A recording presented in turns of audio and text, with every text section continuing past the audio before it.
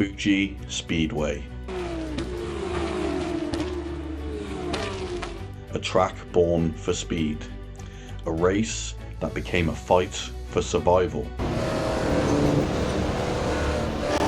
In October 1976, Formula One arrived in Japan for the first time, and what followed was a showdown that would test courage, judgment, and the very limits of human endurance.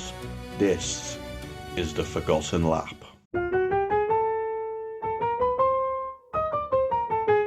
Originally, Fuji wasn't built for the European style of racing.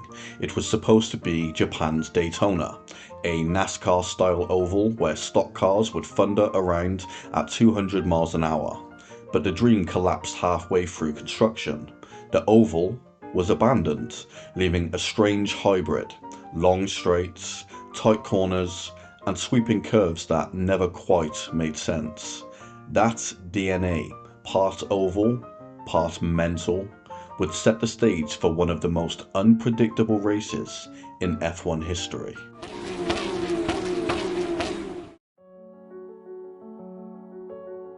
The 1976 season was pure cinema. Someone should probably make a movie about it. James Hunt, the flamboyant British playboy, fast on the track and reputedly wild off of it. Niki Lauda, the Austrian perfectionist, methodical, relentless, a man who had stared death in the face at Nürburgring just weeks earlier and clawed his way back into the cockpit. Heading into Fuji, the final race of the season, Lauda led the championship by 3 points. Hunt needed a podium to steal the crown. Lauda needed only to finish ahead of Hunt. Simple on paper. Motorsport, however, is often anything but. Race day dawned under a sky that looked like the end of the world. Sheets of rain lashed Fuji. Rivers formed across the track. The visibility was next to zero.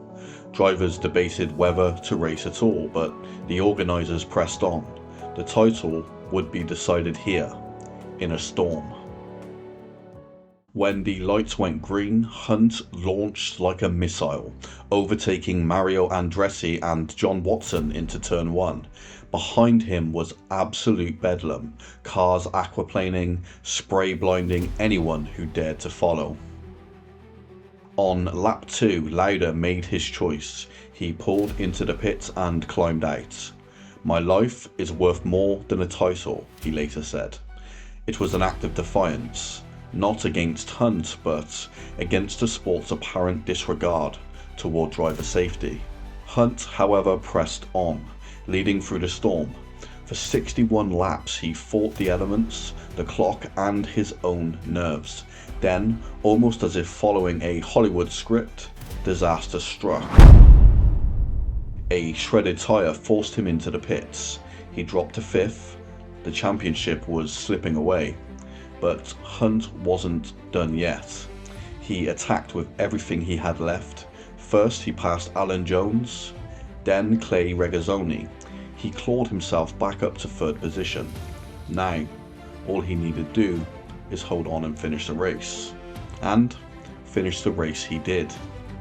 James Hunt had secured the Formula One driver's title by 1 single point. Hunt's legendary Storm Drive delivered his first and only Formula One World Championship. It was a drive of a true champion, a man possessed, driven towards one singular goal. To this very day, veteran racing fans still talk of Hunt and Lauda's battles with fondness, ingrained into motorsport's folklore. As for Lauda, his withdrawal wasn't weakness, it was wisdom from a man who had already been physically scarred by the sport. A statement that no trophy is worth a life.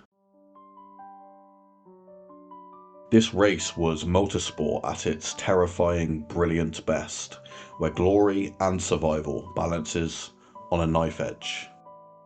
Lashing rain, roaring courage, and absolute drama. Days like these are why we mark our calendars for the next race weekend. They are why we bite our nails when our favourite drivers go to war. These fleeting moments of magic. We immortalise them in our memories, because in the end it's not just a lap, it's a heartbeat in history, a reminder that when man and machine dance on the precipice, the world, with bated breath, stops to watch. If you made it this far, thank you for watching. If you want more forgotten stories from racing's wild past, then hit subscribe and join the journey, because some laps deserve to be remembered. Ciao for now.